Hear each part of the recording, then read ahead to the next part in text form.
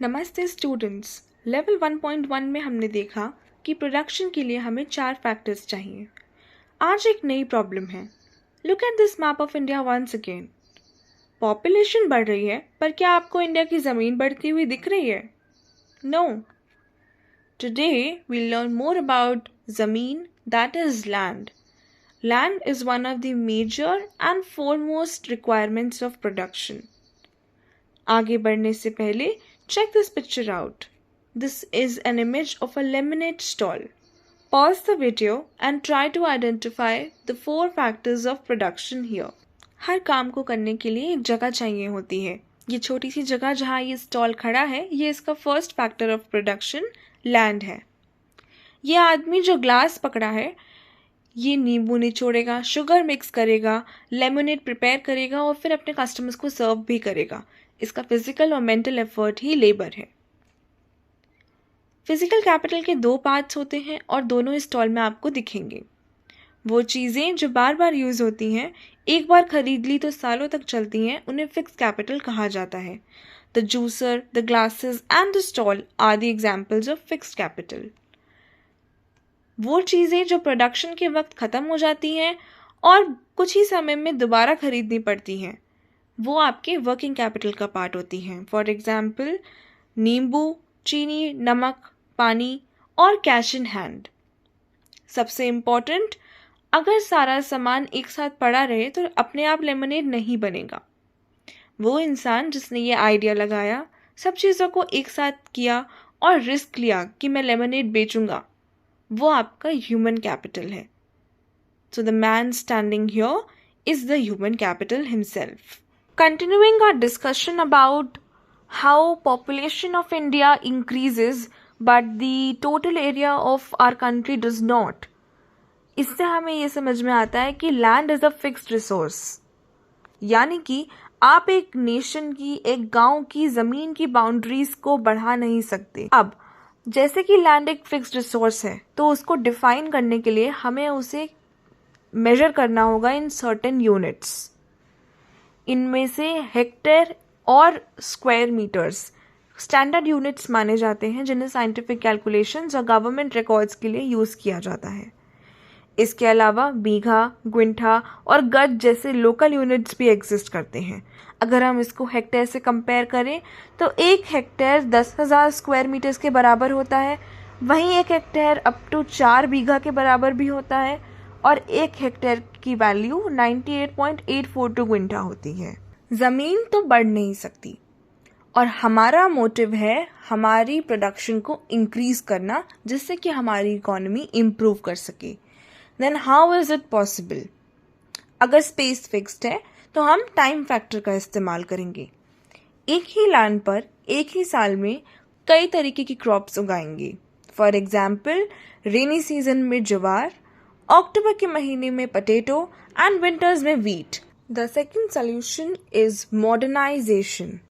Imagine it is the 1960s।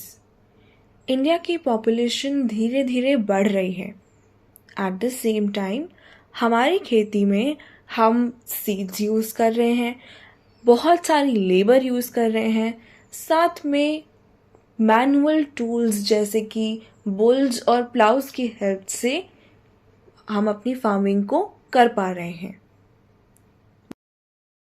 But suddenly drought आ जाता है, सूखा पड़ जाता है, हमारे देश में खाने की कमी हो जाती है and we are not able to provide food to our growing population.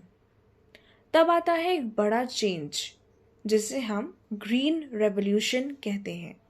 Basically it was a super upgrade for Indian agriculture. Green revolution कोई मैजिक नहीं था, बल्कि कुछ चीज़ों का पावरफुल कॉम्बिनेशन था। Number 1, high yielding variety seeds, जिन्हें हम HYV सीड्स भी कहते हैं। ट्रेडिशनल सीड्स की जगह HYV सीड्स यूज़ किए गए, specially for wheat and rice. ये सीड्स नॉर्मल से कई ज़्यादा अनाज पैदा कर सकते थे। Second, modern inputs. इन सीड्स को चाहिए था ढेर सारा पानी, यानी कि हमें चाहिए बहुत सारी इरिगेशन फैसिलिटी, केमिकल फर्टिलाइजर्स और पेस्टिसाइड्स, ताकि कीड़े इन फसलों को खराब ना कर सके। Third, the introduction of machinery. पहली बार ट्रैक्टर्स और थ्रेशर्स का यूज़ बढ़ा, जिसने खेती का काम फास्ट कर दिया। तो ग्रीन रेवोल्यूशन का असर क्या हुआ? Self sufficiency. जहाँ पहले इंडिया दूसरे देशों से अनाज मंगवाता था, यानी कि हम फूड इंपोर्ट करते थे, वहाँ अब हम एक फूड सरप्लस कंट्री बन चुके थे जो कि फूड एक्सपोर्ट भी कर सकते थे। सेकंड, फार्मर्स खास करके पंजाब, हरियाणा और वेस्टर्न यूपी के क्षेत्रों में उनकी इनकम इंक्रीज हुई क्योंकि उनका प्रोडक्शन कई गुना बढ़ गया after the introduction of green revolution. Third, जैसा कि हमने पहले डिस्कस किया, land is fixed. Green revolution ने दिखाया कि अगर हम ज़मीन का एरिया नहीं बढ़ा सकते तो हम उसकी प्रोडक्टिविटी बढ़ा सकते हैं, यानी आउटपुट पर हेक्टेयर को इंक्रीज कर सकते हैं। But there is a catch. Look at this table and the graph that follows it. Wheat का प्रोडक्शन रॉकेट की तरह ऊपर गया, पर पल्सेस पीछे रह गईं। Why? Because green revolution was mostly a cereal success, यानी कि केवल सीरियल क्रॉप्स में बहुत ज़्यादा प्रोडक्टिविटी इंक्रीज हुई और बाकी क्रॉप्स में उतनी नहीं हो पाई। इसी कारण से जिन एरियाज में ये सीरियल क्रॉप्स ज़्यादा उगाई जाती थी, the areas of Punjab, Haryana, western Uttar Pradesh, यहाँ के फार्मर्स की इनकम में बहुत ज़्यादा बढ़ोतरी देखने को मिली। वहीं बाकी फार्मर्स पर ग्रीन रेवोल्यूशन का इम्पैक्ट बहुत ज़्यादा नहीं था। Multiple cropping and modern farming method, इन दोनों कॉन्सेप्ट्स में कंफ्यूजन होना नेचुरल है क्योंकि दोनों का गोल एक ही है, to increase production from the same piece of land. लेकिन इनका अप्रोच बिल्कुल अलग है। एक मैनेजमेंट है तो दूसरा टेक्नोलॉजी है। Multiple cropping, this is a timing method. Multiple cropping का मतलब है एक ही साल में एक ही जमीन पर एक से ज्यादा फसल उगाना। क्योंकि लैंड इज फिक्स्ड, हम उसे खाली नहीं छोड़ते। मान लो मॉनसून में आपने खारिफ उगाया, यानी ज्वार या बाजरा उगाया, अक्टूबर दिसंबर में आलू उगाया और विंटर में गेहूं। इसका सबसे बड़ा हीरो है इरिगेशन। अगर पानी का अच्छा सिस्टम है तो आप जमीन को पूरे साल बिजी रख सकते हो। मॉडर्न फार्मिंग मेथड का मतलब है खेती करने का तरीका, यानी कि टेक्निक बदलना। इसमें हम टेक्नोलॉजी और केमिकल्स का यूज़ करते हैं ताकि एक ही बार में ज़्यादा आउटपुट मिले।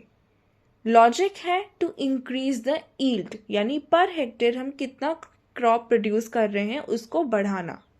इसमें हम यूज़ करते हैं HYV seeds, chemical fertilisers, pesticides, machines और ज़्यादा पानी, यानी कि प्रॉपर इरिगेशन फैसिलिटीज़। आजकल के सक्सेसफुल फार्मर्स दोनों को कंबाइन करते हैं। वो मॉडर्न सीड्स को यूज़ करते हैं और साल में 3 क्रॉप्स भी उगाते हैं। इससे प्रोडक्शन नेक्स्ट लेवल पर पहुंच जाता है। ओवर द इयर्स ऐसी कई रिसर्चेस और स्टडीज़ हुई हैं जो ये प्रूव करती हैं कि मॉडर्नाइजेशन की वजह से केमिकल फर्टिलाइजर्स का यूज़ बढ़ गया है। ग्राउंड वाटर ज़्यादा जल्दी डिप्लीट कर रहा है, सॉइल की फर्टिलिटी ख़राब हो रही है, पोल्यूशन हो रहा है। The question is, are we farming for today और स्टीलिंग फ्रॉम टुमारो? क्या हम आज के खाने की पूर्ति करने के लिए कल की जनरेशन से खाना छीन रहे हैं? Because land is a fixed resource.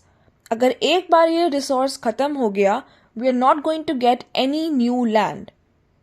इसलिए it's very important to carefully use it and make it more and more sustainable, जिससे ना सिर्फ हम बट आगे की जनरेशन्स भी इस लैंड से पूरा फूड प्रोडक्शन कर पाएं। क्या पालमपुर में सबके पास बराबर अमाउंट में लैंड अवेलेबल है? नहीं। पालमपुर में 80 अपर कास्ट फैमिलीज हैं जिनके पास गांव की ज़्यादातर और सबसे अच्छी लैंड है। इनके पास बड़े खेत हैं जो कि 2 हेक्टेयर से ज़्यादा हैं। वहीं गांव की 1/3 पॉपुलेशन दलित्स की है, लेकिन उनके पास या तो ज़मीन है ही नहीं या फिर गांव के किसी कोने में छोटे प्लॉट्स पर खेती करते हैं। ज़्यादातर ज़मीन 2 हेक्टेयर से भी कम है। ये सिर्फ ज़मीन की बात नहीं है, जिसके पास ज़मीन है उसके पास पावर भी है और रिसोर्सेज भी। यही सिमिलर सिचुएशन हमारे इंडिया में भी आती है, जहाँ पे almost 80% farmers small and marginal हैं। सिर्फ 20% फार्मर्स ऐसे हैं जिनके पास बड़े खेत हैं, पर वो देश की ज़्यादातर ज़मीन कंट्रोल करते हैं। छोटे किसानों के पास सरप्लस यानी कि एक्स्ट्रा अनाज नहीं होता, इसलिए वो ज़्यादा पैसा नहीं कमा पाते हैं, जबकि बड़े किसान और अमीर होते जाते हैं। Therefore, we can conclude that land is unequal and scattered.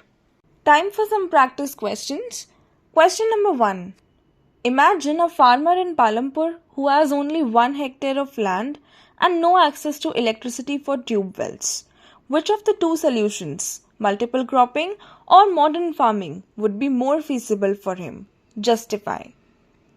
Imagine करो आपके पास एक पुराना स्मार्टफोन है जिसमें 5G सपोर्ट नहीं करता है। अब अगर कोई तुम्हें 5G का रिचार्ज करके दे दे तो क्या वो काम करेगा तुम्हारे फ़ोन में? नहीं, क्योंकि तुम्हारा फ़ोन 5G कंपैटिबल है ही नहीं। सिमिलरली ये जो फार्मर है इनका फार्म सिर्फ 1 हेक्टेयर का है, यानी साइज भी काफ़ी छोटा है। एट द सेम टाइम इनके पास ट्यूबवेल चलाने के लिए इलेक्ट्रिसिटी है ही नहीं। मॉडर्न फार्मिंग में जब हम HYV सीड्स यूज़ करते हैं, HYV सीड्स को बहुत ज़्यादा वाटर की ज़रूरत होती है टू प्रोड्यूस द क्रॉप्स। लेकिन अगर इलेक्ट्रिसिटी ही नहीं है तो ट्यूबवेल चलेगी कहाँ से? लैंड छोटा है तो मॉडर्न इनपुट्स लगाना बहुत कॉस्टली पड़ेगा। इसलिए जब रिसोर्स कम हो तो स्मार्ट टाइमिंग काम आती है। एक ऐसे फार्मर जिनके पास कम साइज ऑफ लैंड है एंड इलेक्ट्रिसिटी जैसा इंफ्रास्ट्रक्चर नहीं है, उनके लिए multiple cropping one of the best options है to increase their production. Moving on to question number 2, a farmer in Palampur has 1 hectare of land. If he switches from traditional seeds to HYV seeds, what 2 working capital items will he need to increase immediately? Farmer के पास 1 hectare land है। अभी तक वो traditional farming कर रहे थे, अब उन्हें मॉडर्न फार्मिंग की तरफ शिफ्ट होना है, यानी अब वो HYV सीड्स लगाना चाहते हैं। इसके लिए कौन सी 2 वर्किंग कैपिटल आइटम्स हमें इंक्रीज करनी पड़ेगी? रिकॉल करते हैं, वर्किंग कैपिटल का मतलब होता है ऐसी चीज़ें, ऐसे इनपुट्स बिजनेस में जो यूज़ होते हैं जिन्हें आपको बार बार खरीदना या रिन्यू करना पड़ता है, यानी कि जो रनिंग में काम आने वाली चीज़ें होती हैं बिजनेस में, वो आपकी वर्किंग कैपिटल कहलाती हैं। If the farmer wants to switch from traditional seeds to HYV seeds, the 2 working capital requirements will be cash in hand to buy the seeds, and secondly chemical fertilizers and pesticides to protect the HYV seeds from insects and pests. Join Emerald Equilibrium